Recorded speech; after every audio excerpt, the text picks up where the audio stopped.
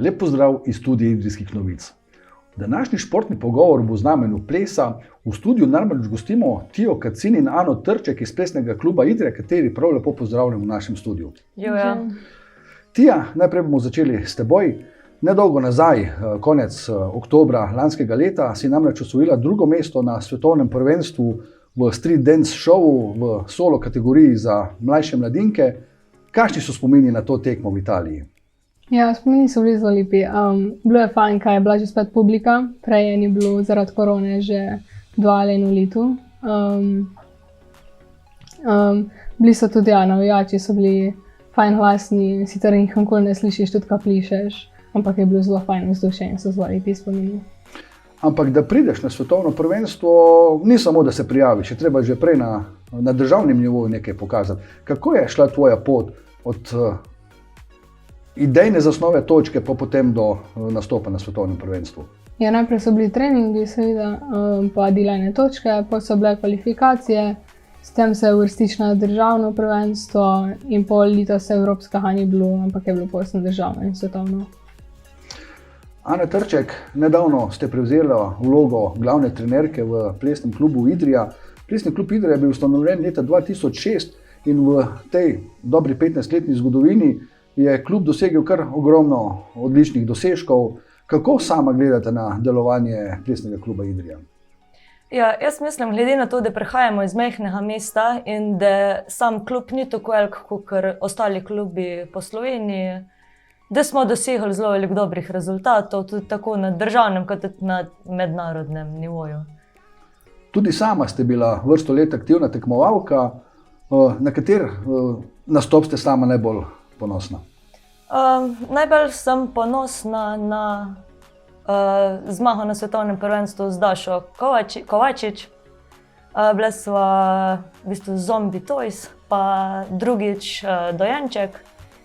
In so 2 leti zapored zmagali na svetovnem prvenstvu v parih na street dance tekmovanju. Sicer pa vaša tekmovalna pot je zaključena, ste mi zaupala. Sedaj se posvečate v delu v vlogi trenerke. Kakšna je vloga trenerjev, koliko vas deluje in približno koliko otrok je vključenih v to vadbo? Zdaj, na posameznem treningu je tja do 15-20 otrok. Zdaj, med korono je vpis rahlo upadel, drugače zanimanja za ples v Idriji veliko. Učita pa v idrijskem klubu tudi Janja Plečnik in Janja Kravos, pa Milojka za orientalske plese. Tija, tvoja trenerka je Renata Libegovič, z njo še vedno sodeluješ. Kako je prišlo do ideje pripraviti točko, s katero si osvojila drugo mesto na tem svetovnem prvenstvu? Čigava je bila pobuda? Ja, bila je moja želja, da bi šla solo, kar ni bilo več za pare tekmovati. Prej sem tekmovala tudi pare. In pol sem pač z Renato so govorile in pa so se strinjale in so naredile točka z njeno idejo. Kako si pa sploh pričela s plesom? Kaj te je pritegnilo za včlanitev v plesni klub Idrija? Ja, moja sestra je plesala, so pa še mene vpisali, pa sem tudi jaz in sem rada plesala naprej. Sicer pa so različne kategorije, solo, dvojice, ekipe. Kaj je bolj zanimivo? Meni so ekipe zelo bolj zanimive, ker lahko plišeš z drugimi in se imaš tudi bolj fajn, ker imaš zraven družbo. Je pa verjetno tudi več dela potrebnega, da se vsi uskladite med sabo. Ja, to tudi je. Koliko dela je potrebnega, da se ena ekipa dobro navadi posamezne točke? To je pa več ur treninga na vikend. Sploh pač mi smo pa tekmovali in skupina in pari, se pravi smo imeli pa 2 treninga na vikend ali več. Je pa treba res vsak korak posebej uskladiti. Pri nekaterih imamo več dela, pri nekaterih malo manj. Sam več let, ko plešeš, bolj si usklajen že od začetka, ampak še zmeraj greš pol v podrobnosti, pa pogled gor dol, mislim, vse je treba. Roke, noge, da je res enotno pol. Ampak govorimo o eni točki. Treba se več točk naučiti. Kako pogosto menjujete izvedbo posameznih točk, nove vsebine? Nove točke smo sestavljali za na državna prvenstva in pol z isto točko smo tekmovali še na evropskih in svetovnih in naslednjo leto na kvalifikacijah, da smo se kvalificirali naprej. In potem spet nova točka za državno prvenstvo. Tija, treningi potekajo samo v sklopu plesnega kluba ali tudi sama doma v sobi, kaj poplešeš?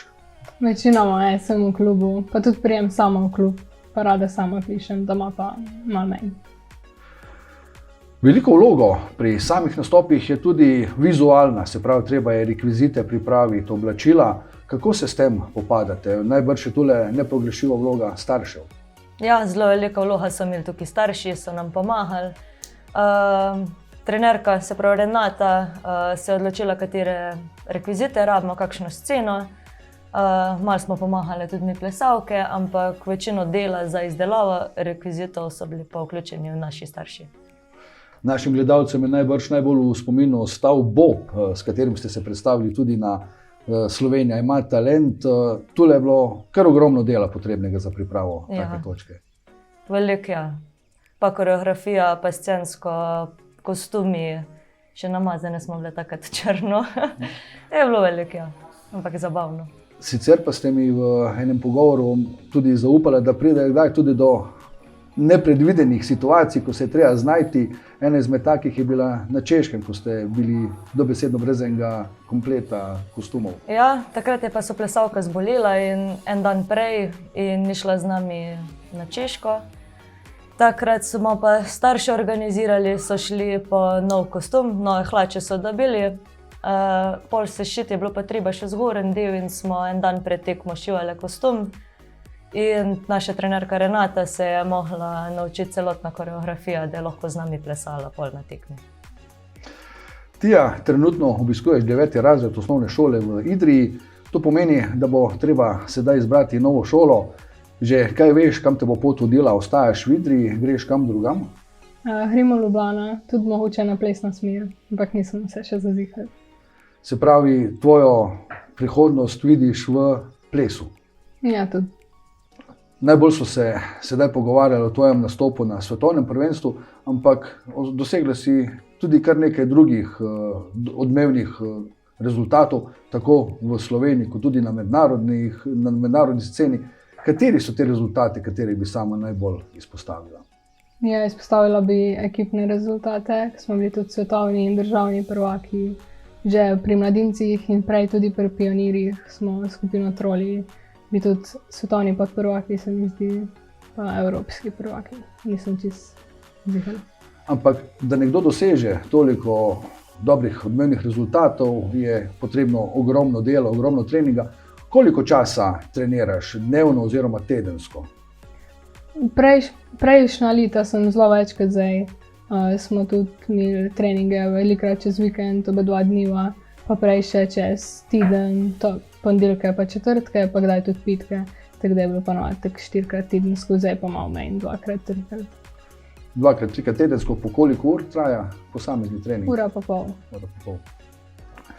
Tudi sama že kaj razmišljaš o tem, da bi se spopadla tudi z trenerstvom, da bi začela poučevati mlajše plesalce, mlade plesalce? Tu ne vem, če vel.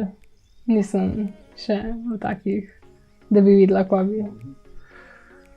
Kakšno prihodnost pričakujete pri plesnem klubu Idrija?